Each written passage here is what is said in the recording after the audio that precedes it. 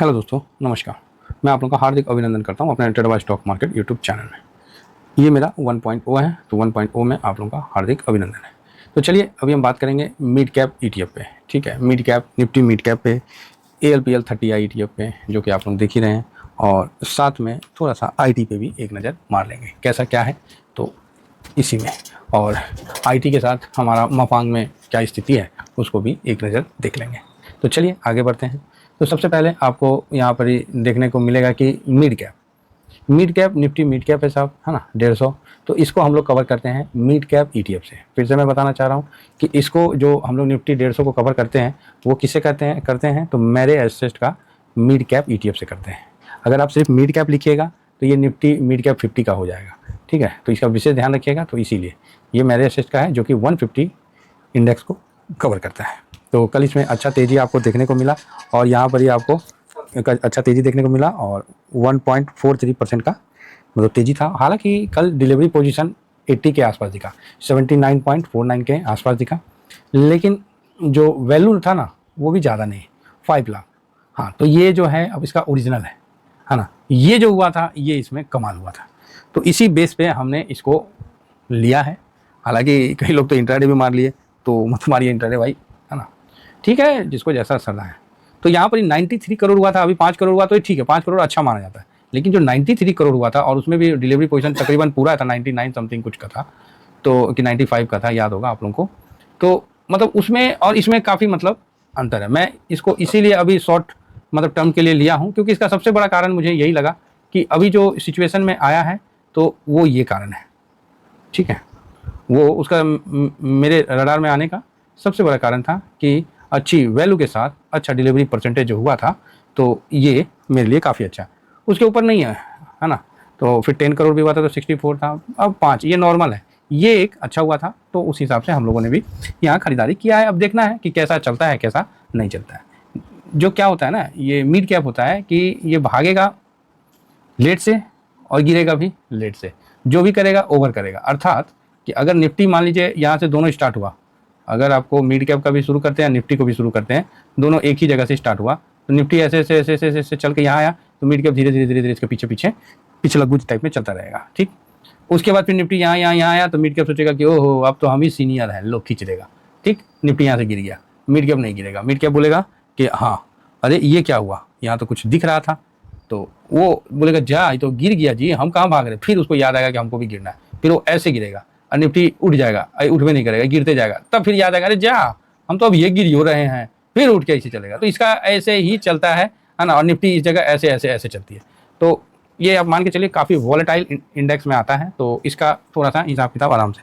अब इसमें क्या होता है कि जब मार्केट का गिरावट का बॉटम बनता है निफ्टी का, तो ये तो बॉटम बनता है, ये वर्ड जो है ये कोई कैसे बोल सकता है, क्योंकि बॉटम बनना है वहाँ पर ही, ये तो वहाँ से निकल जाने के बाद पता चलता है कि हाँ भाई बॉटम बन गया, है ना। वहाँ से निकल जाने के बाद पता चलता है कि हाँ भाई वो तो बॉटम बन गया। तो वो चीज़ है। तो और ड्यूरिंग जो यू बनता है, इसमें आपको प्रिडिक्ट करके इसमें आपको सही पोजीशन बनाना, ये अपने आप में बहुत ही चैलेंजिंग होता है, और इसमें अच्छा बेनिफिट होने का पूरा चांस होता है। और हम लोग चाहते हैं कि ऐसे पोजीशन को हम लोग कवर करें। तो निफ्टी यहाँ से यू बना के थोड़ा ऊपर जाएगा, 2-3% जाएगा, तब तक ये मिड कैप ये जो शांत हो गया है वो यहाँ से 8% भाग जाएगा। ठीक है, तो ये चीज़ समझिएगा। तो ये देखिए अभी आप ही के सामने है ये गिरावट, है ना। ये अभी का जून वाला हम बता रहे हैं, और इसमें देखिए रिकवरी जून वाला में देखिएगा तो 11 जून से आप देखिए 3.25% से ज़्यादा घट गया था, है ना, 3.3। तो ये चीज़ों को भी आप समझ सकते हैं। और टॉप से देखिए, हाँ वही हुआ है, 3.25 का ही घटा है, 3.31% गिरा है। तो इस बार मिड कैप गिरने में आगे नहीं है, कारण क्योंकि जो मतलब DIS है म्यूचुअल फंड काफ़ी अच्छा सपोर्ट दे रहा है, तो अच्छी बात है। बाकी 6 महीना में देखिए जितनी भी गिरावट हुई थी पूरा फर्स्ट क्लास रिकवर होता हुआ दिख गया है। तो ये तो मोटा मोटी हम एक अंदाज बता रहे हैं। तो ये देखिए आपको 22-23-24% का रिटर्न बॉटम से बना के दिया है। तो ये सब चलते रहता है। मिड कैप में 151 ETF इसके अंदर आता है। कितना आता है? 151। ठीक है, BSE, सुजलॉन, मैक्स हेल्थ, है ना। तो इस तरह से आपको मतलब पूरा नाम कितना पढ़ेंगे सर, 150 151 स्टॉक आता है। तो ये काफ़ी मजबूत है, लेकिन वॉलेटाइल है। इसमें मतलब बहुत सारे सेक्टर होने के बावजूद भी काफ़ी वॉलेटाइल है। ठीक है साहब, ये चीज़ आप समझ के चलिए, है ना। नेक्स्ट आप आते हैं, तो इसकी खरीदारी का मेन उद्देश्य यही था। अब आते हैं ALPL30 ETF, क्योंकि इसके बारे में भी बात नहीं करूं तो ये ETF हम लोग के पास काफ़ी समय से है फिलहाल, तो यहाँ पर ही कोई भी रिटर्न आपको नहीं बनता हुआ दिख रहा है ना। हालांकि नीचे से ऊपर आया है, ऐसा बात नहीं है कि नीचे से ऊपर नहीं आया। आप देख लीजिए एक महीना में आप 3 जून से आपको यहाँ रिकवरी भी दिख रहा है। 6 महीना से जो गिरावट थी तो वहाँ से भी आपको यहाँ पर ही रिकवरी दिखा है, 14-15% भागा है ना। तो अब आप बोलोगे कि सर निफ्टी मतलब जितना मज़ा नहीं आ रहा है इसमें, यही कहने का मतलब होगा आपका। तो भैया टाइम तो लगेगा। एक्चुअली क्या इन्वेस्टमेंट मेरा भी है और मैं भी बर्दाश्त कर रहा हूँ, ठीक है, क्योंकि मुझे पता है कि मैंने जो चुना है वो ख़राब चीज़ तो नहीं चुना है। तो इसकी समस्या को दूर करने के लिए जो अपने पास उपाय है कि मैंने जो यहाँ पर ही लगा लिया है आपको कोटक का, मतलब निफ्टी 50 अल्फ़ा लगा लिया। अगर कोई इंडेक्स ही रिटर्न नहीं दिया है तो फिर हमारा ETF कैसे देगा? सबसे पहली बात तो हमको इंडेक्स को देखना है कि रिटर्न दे रहा है। हाँ ठीक है, 1-8% आगे पीछे होता है, कोई फर्क नहीं पड़ता है, उसमें कुछ समय के लिए चलते रहता है वो सब क्लोजिंग में चाहे। तो यहाँ पर ही सर आप देख सकते हैं कि आपको मैंने निफ्टी का भी चार्ट लगा दिया और ये अपना निफ्टी हो गया, ये अल्फ़ा हो गया और ये अपना ICICI का लो वॉलेटाइल अल्फ़ा ETF हो गया। ठीक है साहब, मैंने तीनों को लगा के रखा है। लो वॉलेटाइल अल्फ़ा रखा हूँ क्योंकि अल्फ़ा लेना मतलब सर दर्द बढ़ा लेना। ठीक है, तो चलिए फिलहाल मैं 1 महीना में देखता हूँ। तो 1 महीना में आपको अल्फ़ा 3.54 भागा हुआ है, निफ्टी 0.10 और ALPL30 ETF 0.15। चलो जी ठीक है 1 महीना में। अब हम 6 महीना में आ जाते हैं। तो 6 महीना में तो नीचे से रिकवर भी हुए हैं साहब, और यहाँ पर देखिए अल्फ़ा अभी भी 11-12% डाउन है 6 महीना में। और यहाँ ALPL30 ETF जो अपना लो वोलेटाइल अल्फ़ा है ये मात्र 3-4% है। तो फ़र्क तो है, ये 12% है, ये 4%। और यहाँ निफ्टी जो है अप में है, तो अच्छा है ना। और एक चीज़ आप यहाँ पर भी देख सकते हैं कि गिरावट में सबसे ज़्यादा गिरने में अल्फ़ा था, और हम लोग का इन्वेस्टमेंट किसमें? अल्फ़ा लो वोलेटाइल। तो यहाँ एक बहुत बड़ी मतलब अच्छी बात है, आप देखिए कि 27% 28% अल्फ़ा गिर गया था, वहाँ 28.24, और वहाँ हम लोग का जो लो वोलेटाइल अल्फ़ा है वो 14.52 गिरा था, और निफ्टी वहाँ पर ही 9% के आसपास गिरी थी। ठीक है, तो इसीलिए मैं ये कह रहा हूँ कि भाई गलत नहीं है, हम लोग का जो इन्वेस्टमेंट है सही है। अब ड्यूरिंग दिस ईयर में जनवरी से देख लीजिए तो अल्फ़ा आपको माइनस दिखा रहा है 8.5%, और अपना जो लो वॉलेटाइल अल्फ़ा है वो 0.2%। निफ्टी हालांकि 5.25% अप है। तो ठीक है ना, अप होना, निफ्टी का अप होना अलग बात है।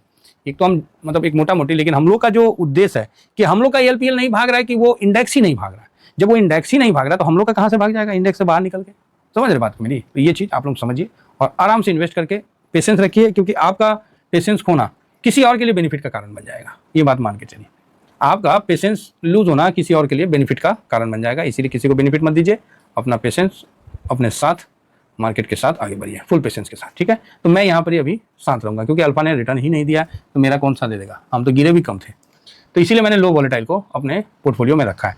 तीसरा में आ जाते हैं सर मफांग, है ना। तो मफांग में भी अभी ध्यान रखिए, और मतलब अच्छा चल रहा है ना। तो फिलहाल अच्छा ये मिड कैप का आ गया जो रेसिस्टेंट ले गया, तो मिड कैप कम से कम 23 तक तो जाए एक बार, तो अपना भी टारगेट हिट हो जाए एक बार, 23 तक जाएगा ना तो बढ़िया है।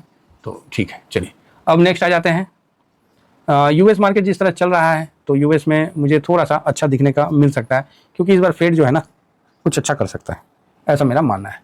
और पूरे मई के बाद, मिड ऑफ मई से पूरा जून एक रेंज में रहा है। ये किसका है? मफांग का है। तो ये रेंज ब्रेक करेगा, ऊपर या नीचे कहीं भी करना चाहिए। तो नीचे क्यों हम बोले? हम तो हमेशा ऊपर के लिए बोलेंगे। तो ये जो 134 का रेंज है इसको ब्रेक करेगा और फिर वो 150 के तरफ, 50 की तरफ आगे बढ़ने की कोशिश करेगा। ये चीज़ को समझिए। अब इसके लिए वो टिगर ढूंढ रहा है, तो टिगर क्या होता है नहीं होता वो आने वाला वक्त बताएगा। तो इसमें मेरा पोजीशन बहुत बड़ा नहीं है, हल्का पोजीशन है। ठीक है, तो मतलब मैंने जिस तरह 50,000 मैंने इन्वेस्ट किया, ठीक है, तो मेरे को 20% दे रहा था, तो मैंने 25 मतलब 50% मैंने बुक कर लिया, अर्थात 50 का 25K का प्रिंसिपल रहने दिया। अब उस पर जितना प्रॉफिट दे रहा 18-20% दे रहा, हम क्या करें?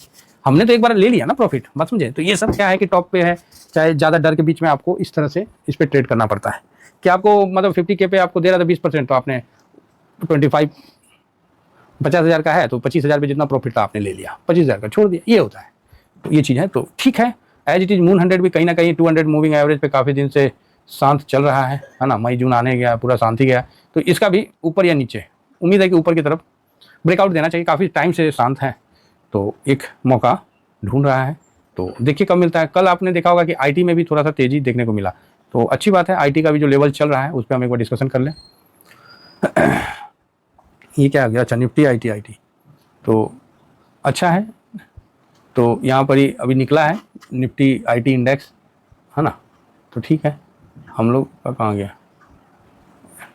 निफ्टी IT इंडेक्स निकला है, तो सही है। अब अपना देखते हैं, हम लोगों ने तो इस पर बोला था कि 38 के बाद जितना नीचे जाएगा उतना बढ़िया रहेगा बाइंग के हिसाब से। तो आप लोगों ने देखा होगा कि 38 के नीचे जैसे जैसे गया लोगों ने बाइंग किया, 34 तक भी गया था, है ना, लोगों ने बाइंग किया और 42 पे प्रॉफिट बुक भी किया, तो अच्छा मिला मौका, है ना। तो यहाँ अभी जो इस प्रकार का सिचुएशन है तो ठीक है, अप ट्रेंड में है और बढ़िया है। तो यहाँ भी आपका मूड माहौल पॉजिटिव बना के रखिए। 42 के पास चल रहा है। याद रखिए IT भी सिल्वर काफ़ी वॉलेटाइल है ना। इसको अगर नीचे में मिलता है हमेशा लिया करिए और ऊपर में आपको प्रॉफिट बुक करने का टाइम मिलेगा। तो अगर IT किसी ने अभी होल्ड कर रखा है तो एक बार 44 के लेवल में जा देता है तो प्रॉफिट बुक करिए और अदरवाइज होल्ड में रहिए। 40 का लेवल में मिल जाता है तो मौज करिए, फिर तो पोजीशन बढ़ाइए, है ना। इस प्रकार का भी सिचुएशन बना के रखिए। 44 क्रॉस करेगा तब हम आगे देखेंगे। तो आशा करता हूँ कि जितने भी कोई बहुत बड़ा वॉल्यूम वैल्यू के साथ ट्रेड नहीं हुआ। हाँ, ये है कि ALPL में थोड़ा सा कल खरीदारी हुआ था। ये चीज़ मैं सोचा कि आप लोगों के नॉलेज में रख दूँ। कोई बहुत ज़्यादा नहीं, थोड़ा खरीदारी बाकी दिन की अपेक्षा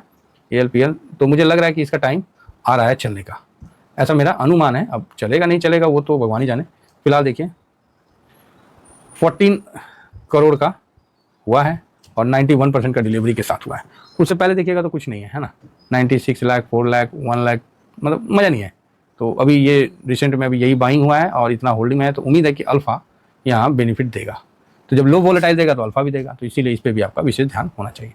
चलिए दोस्तों, इतना ही कहकर अपनी वाणी को विराम देता हूँ। Thank you very much. जय हिंद, जय भारत।